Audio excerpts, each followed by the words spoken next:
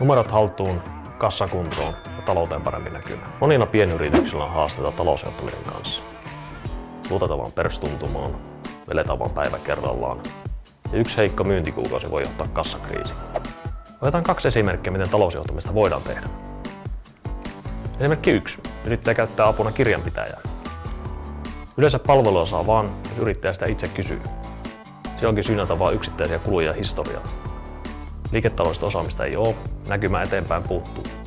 Ei ymmärretä kulujen ja investointien eroa, eikä osata verosuunnittelua. Jotkin kulut saattaa kasautua isoiksi yllätyksiksi. Esimerkki 2. Yrittäjä käyttää apuna talousohjauksen ammattilaista. Tässä vaihtoehdossa on säännölliset tapaamiset ja tarkastellaan liiketoimintaa ja taloutta kokonaisuutena. Käytössä on vahva painotus myynnin, kulujen ja kassan ennustamisessa. Tarkastelujakso on koko tilikausi. Yrityksen kannattavuus ja verosuunnittelu on jatkuvassa tarkastelussa. Jos myynnissä tulee haasteita, niihin reagoidaan ajoissa, ratkaistaan ongelmia verkostojen huippuosaajien avulla. Mitä jos sun yrityksen talous olisi ammattilaisen käsissä? Sovi mun kanssa maksuton alkukartoitus ja katsotaan, miten talousohjaus voi auttaa sun liiketoimintaa.